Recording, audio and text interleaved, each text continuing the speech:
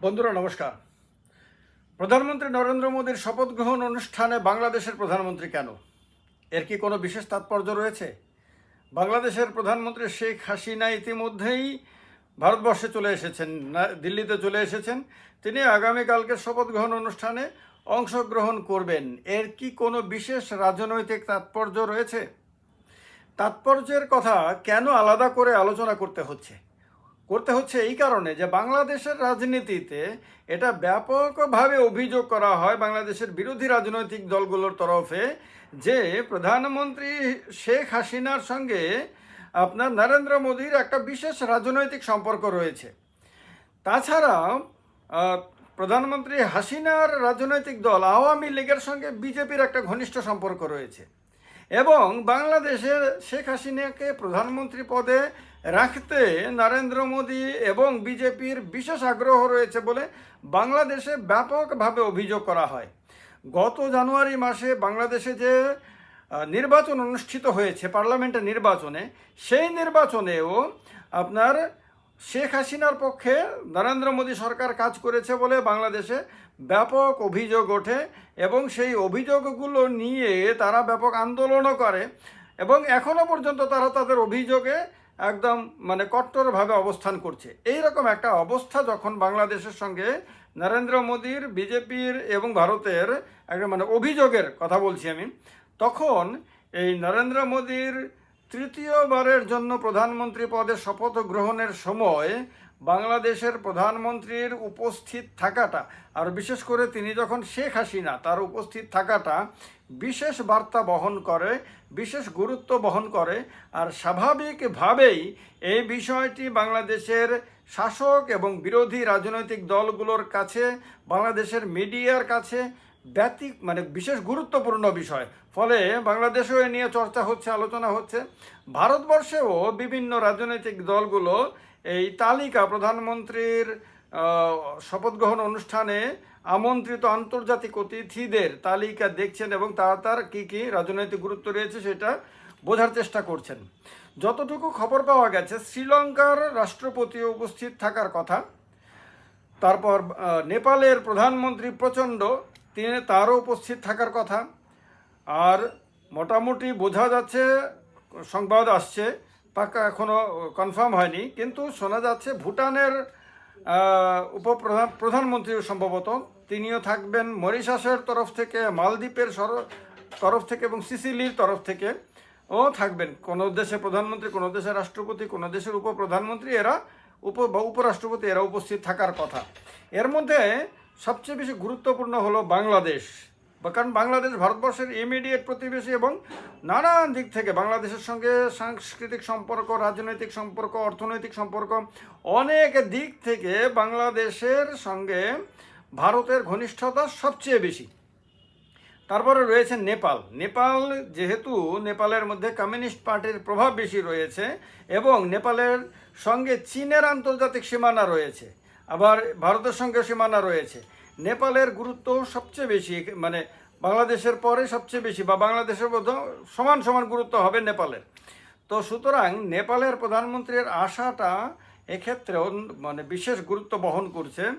বিশেষভাবে গুরুত্বপূর্ণ আপনার মালদ্বীপের রাষ্ট্রপতি মুইজ্জু নাকি আমন্ত্রণ গ্রহণ করেছেন এবং তিনি নাকি আসবেন বলে কথা দিয়েছেন।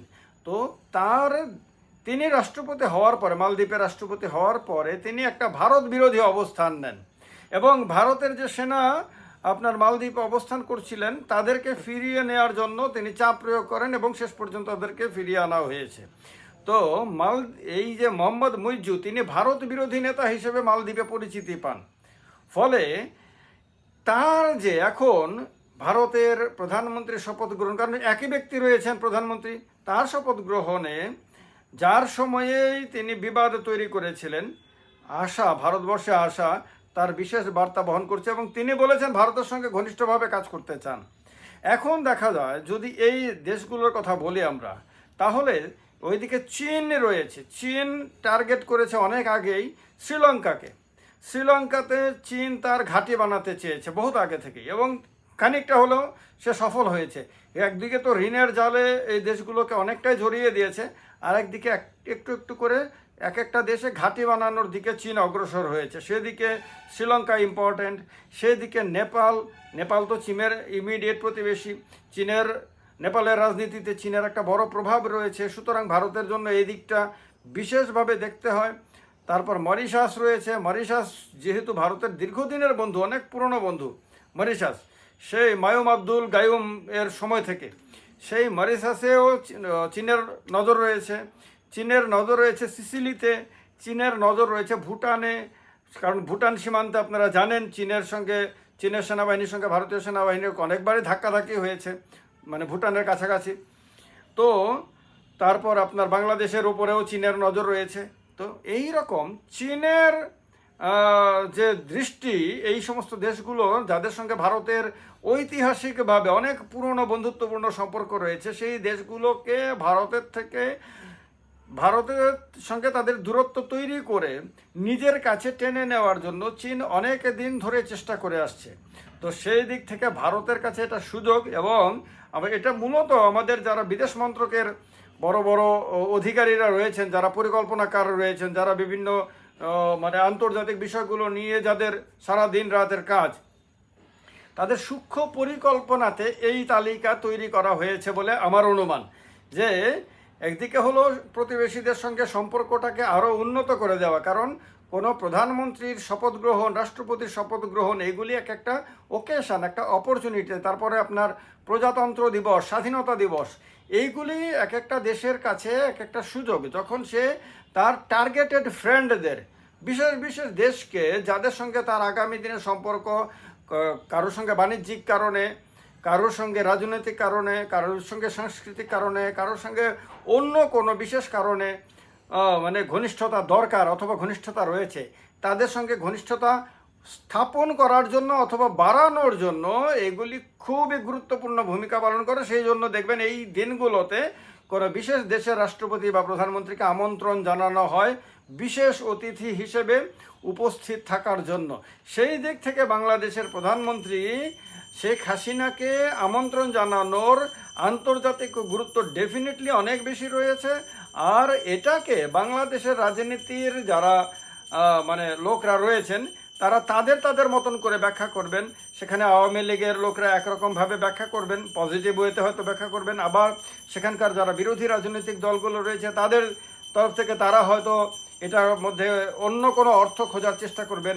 একটা হলো দুইটা দেশের আন্তর্জাতিক সম্পর্ক, দুইটা দেশের মধ্যে দ্বিপাক্ষিক সম্পর্ক, আর একটা হলো রাজনৈতিক সম্পর্ক। সেই রাজনৈতিক সম্পর্কের মধ্যেও আবার ক্ষুদ্র দলীয় সম্পর্ক, আবার বিশেষ করে ক্ষমতায় টিকে থাকা বা ক্ষমতা থেকে কারোর উচ্ছেদ, ওই দেশের পার্সপেক্টিভে বলছি, সেই দৃষ্টিতেও সেই দেশের রাজনৈতিক দলগুলো আপনার ব্যাখ্যা করে থাকে। সুতরাং বাংলাদেশের মধ্যেও আপনার হাসিনাজির এই ভ্রমণকে, এই ভিজিটকে কেন্দ্র করে নানান ধরনের চর্চা হবে। অতটা চর্চা ভারতবর্ষে ডেফিনেটলি হচ্ছে না, কিন্তু বাংলাদেশে ডেফিনেটলি অনেক বেশি চর্চা হবে, কারণ বাংলাদেশের বিরোধী দলগুলোকে এতে মোদির সঙ্গে হাসিনাজির আপনার রাজনৈতিক ঘনিষ্ঠতা এবং আওয়ামী লীগের সঙ্গে বিজেপির রাজনৈতিক ঘনিষ্ঠতা, আপনার ভারতের সরকারের সঙ্গে বাংলাদেশের সরকারের রাজনৈতিক ঘনিষ্ঠতার দিকটিকেই তারা সবচেয়ে বেশি সূক্ষ্মভাবে বিশ্লেষণ করার চেষ্টা করবেন। আপনাদের কি মনে হয় এক্ষেত্রে কোনো কি ক্ষুদ্র রাজনৈতিক মানে কারণ রয়েছে, না সবটাই দ্বিপাক্ষিক এবং আন্তর্জাতিক? আপনাদের কমেন্ট বক্সে অবশ্যই জানাবেন, আর ভিডিওটি অবশ্যই গুরুত্বপূর্ণ এবং ভালো মনে হলে শেয়ার করবেন। নমস্কার সবাইকে।